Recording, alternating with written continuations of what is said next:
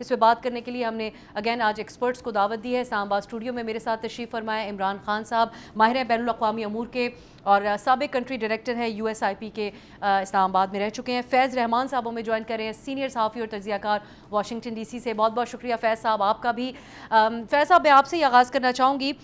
صدر ٹرمپ کا یہ جو بیان ایکسیس نے رپورٹ کیا, ہم اس کے حرف بہ حرف تو اس کو نہیں چلا سکتے جس قسم کے الفاظ انہوں نے نیتن یاہو کے لیے استعمال کیے, لیکن بڑے سیخ پا وہ نظر آئے ہیں. اس کو اسی ماضی کے بیان جس میں انہوں نے انف از انف کہا تھا اسی کے طریقے سے دیکھا جائے, کیونکہ اس کے بعد بھی نیتن یاہو نے اپنی مرضی ہی کی تھی, کوئی جنگ بندی نہیں ہو گئی, یا پھر اس کو سنجیدہ لیا جائے کہ صدر ٹرمپ اب اسرائیل سے کچھ فاصلہ اختیار کر رہے ہیں؟ جی بہت بہت شکریہ آپ سا, good to be back on your popular show. دیکھیے اس میں کچھ چیزیں ٹائمنگ ہیں اور کچھ یہاں کی اپنی داخلی سیاست بھی ہے, اور پھر جس کو جس طرح سے لیک کیا گیا ہے اور جس صحافی کے ذریعے لیک کیا گیا ہے, اگر آپ ساری باتیں دیکھیں یہاں پر ایک جو تاثر, اور بلکہ پوری دنیا میں بھی جو ایک تاثر, جیسے خود آپ نے ابھی انٹرو میں بھی فرمایا, ایک یہ ابھرا ہوا ہے کہ یہ سب کچھ نیتن یاہو کے کہنے پر ہوا ہے, اور actually Netanyahu is calling the shots, he is the boss. یہ جو ایران اور اس کی جنگ بھی ہو رہی ہے اور مذاکرات بھی ہو رہے ہیں اور کچھ چیزیں آگے بڑھ رہی ہیں, تو اصل جو بات ہے, خود آپ نے دیکھا کہ جب جے ڈی وینس صاحب پاکستان تشریف لے گئے تھے تو وہاں پر بھی انہوں نے واپسی میں نیتن یاہو سے فون پر بات کی تھی اپنے جہاز سے, اور باقاعدہ ان کو اپڈیٹ کیا تھا. بلکہ کچھ لوگ تو یہ بھی کہتے ہیں کہ نیگوشیشنز جب ہو رہی تھی اسلام آباد میں اس وقت بھی وہ he was on the phone with Netanyahu. تو یہ ایک بہت ایک تاثر ہے جو کہ یہاں ڈومیسٹکلی ان کے لیے تھوڑا سا تباہ کن ثابت ہو رہا ہے, ٹرمپ صاحب کے لیے اور ریپبلکن پارٹی کے لیے. تو یہ جو لیک کیا گیا ہے, یہ ظاہر ہے کہ جو صحافی ہیں, جو براک رویڈ, جو تقریباً 20 سال IDF میں اسرائیلی فوج میں رہے, پھر اس کے بعد موساد کا حصہ رہے, پھر اچانک ایک انٹرنیشنل صحافی کے طور پر سامنے آ گئے اوور نائٹ لٹرلی, اور ان کو پوری فل ایکسس دی گئی ٹرمپ کے ساتھ بھی اور نیتن یاہو کے ساتھ بھی. تو اس کو اس انداز سے بھی دیکھنا چاہیے کہ یہ شاید کچھ اس وقت نیتن یاہو کو استعمال کر کے ٹرمپ نے یہ بھی کوشش کی ہے کہ اپنے آپ کو باس ثابت کریں, دکھائیں کہ یہ وہ ہیں باس اس پورے پروسیس میں, اور نیتن یاہو جو ہے ان کو میری بات ماننا پڑے گی. لیکن آپ یہ دیکھیے کہ وہ جو ہمارے پاس کہتے ہیں کہ ان کا جو جواب آیا وہاں سے فوراً انہوں نے کہا نہیں جی ہم تو لبنان میں اپنی تمام کارروائی جاری رکھیں گے, البتہ میں نے بیروت پر حملہ ابھی مؤخر کر دیا ہے, یعنی آپ جسٹ ہولڈ آف کر دیا ہے کہ اپنی فورسز کو کیا رہیں. تو آپ اگر اس طرف ان کا بیان دیکھیں تو اور لگتا ساتھ یہ یہی بھی ہے کہ کہہ رہے ہیں ظاہر کہ ہے اس کا ساؤتھ اثر لیبنان میں پیش قدمی یا جو وہاں پر ہماری پریزنس ہے اس کو جاری رکھیں گے. بالکل جاری. تو یہ بھی ایک بہت بڑا ان کے لیے ایک بہت بڑا جواب تھا. تو اس میں کوئی شک نہیں ہے کہ, لیکن افسر بات دراصل یہ ہے کہ اتنی زیادہ موونگ پیسز ہیں اس میں, اور اتنے لوگوں کے کمپیٹنگ انٹرسٹ جسے کہتے ہیں, لابیز ہیں واشنگٹن میں, کہ آپ کو کچھ نہیں سمجھ میں آتا ہے کہ کس وقت وہ کیا کہنے والے ہیں اور کیا کرنے والے ہیں, اور خود ان کو اپنا جو ایک بیلنسنگ ایکٹ ہے وہ خود ان کے لیے دشوار ہوتا جا رہا ہے. دیکھیں ان کے پاس جو ہے بیسیکلی اس وقت 3 آپشنز ہیں, یا تو اور ایک بہت بڑی لابی ایسی ہے اینٹی وار, جیسے کہ آپ نے جو کینٹ کا جو ابھی حوالہ دیا, تو جو کینٹ مسلسل اس بات پر مصر ہیں کہ صدر ٹرمپ کو صرف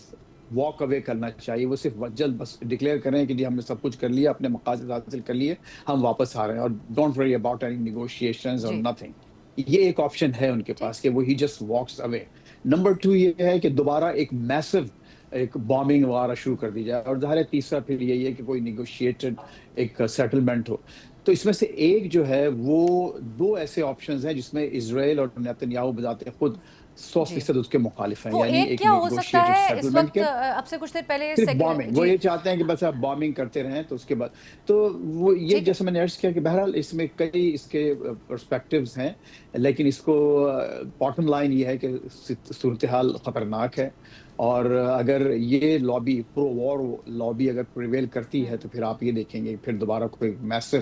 اٹیکس شروع ہو سکتے ہیں. اب ممکنہ معاہدہ کیا ہو سکتا ہے, اس حوالے سے مارکو روبیو کا ایک سٹیٹمنٹ ہے, میں اس پہ دوبارہ آ کر آپ سے بات کروں گی. عمران, یہ انٹرویو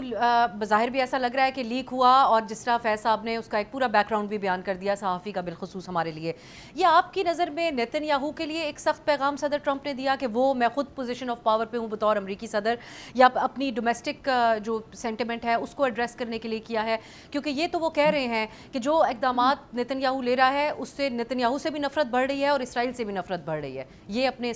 جو خبر رپورٹ ہوئی ہے اس میں صدر ٹرمپ نے مبینہ طور پہ بات کی ہے. دیکھیں افسا، اس میں میرے خیال میں جو دونوں باتیں آپ جن کی نشاندہی کر رہی ہیں وہ دونوں صحیح ہیں. اب فیض صاحب نے جو امریکہ کی داخلی سیاست ہے اس کا سارا پس منظر تو دے دیا. اس میں ڈونلڈ ٹرمپ چاہتے ہیں کہ وہ بطور ایک سٹرونگ لیڈر کے طور پہ ہی جانے جائیں، ٹھیک ہے، تو وہ اس سے وہ حاصل کریں. لیکن اس کے علاوہ دیکھیں اس وقت اسرائیل کے جو مقاصد ہیں لیبنان میں اور اس جنگ میں اور امریکہ کے جو مقاصد ہیں ان دونوں میں بالکل مطابقت نہیں ہے. امریکہ چاہتا ہے کہ یہ جنگ جلد از جلد ختم ہو کیونکہ ظاہر ہے ڈونلڈ ٹرمپ اور امریکی ایڈمنسٹریشن جو ہے اس کی ایک پولیٹیکل پرائس پے کری ہے،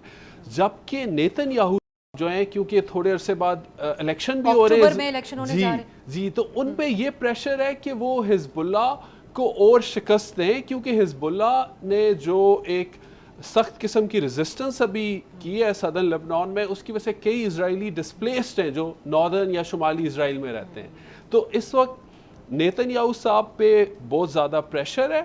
کہ آپ نے یہ کیسا، آپ یہ کہہ رہے تھے کہ آپ نے حزب اللہ کو ختم کر دیا ہے، جبکہ حزب اللہ نے اتنے زیادہ اسرائیلی فوجیوں کو مارا ہے صدرن لبنان میں، جو ان کے فرسٹ پرسن ویو FPV جو ڈرونز ہیں اور اس کی ویڈیوز بھی آپ وہ سامنے ہیں. تو دیکھیں شروع میں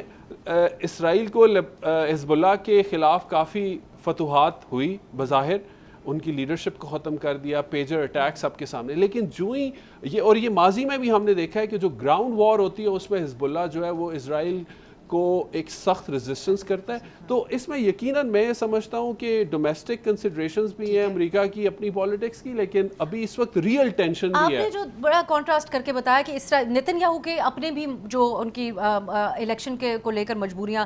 جس کو دکھا رہے ہیں، جس کی وجہ سے یہ سارا کچھ ہو رہا ہے، لیکن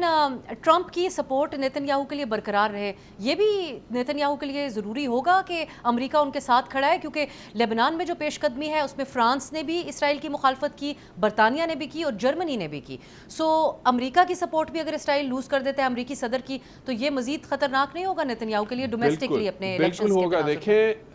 اسرائیل کی سیاست کے اندر یہ بہت امپورٹنٹ ہوتا ہے کہ کون لیڈر ہے جس کو امریکہ کی آشیرواد حاصل ہے، یہ ہمیشہ سے ہم رہا ہے. اور دوسرا یہ بات بھی درست ہے کہ اس وقت جو سب سے بڑی رکاوٹ ہے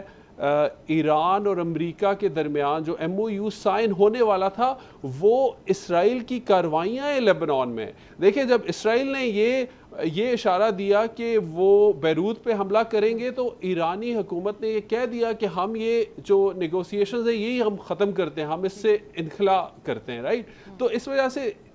پوری جو بین الاقوامی برادری ہے وہ اب اسرائیل پہ پریشر ڈال رہی ہے، کیونکہ سب سے بڑی رکاوٹ ان کی کارروائیاں ہیں لیبنان میں، ان کو یہ ختم کرنی پڑیں گی ورنہ جو ہے نا پیس نیگوسیشن آگے نہیں بڑھتی. سبسکرائب کریں اور بیل دبائیں تاکہ کوئی خبر رہ نہ جائے.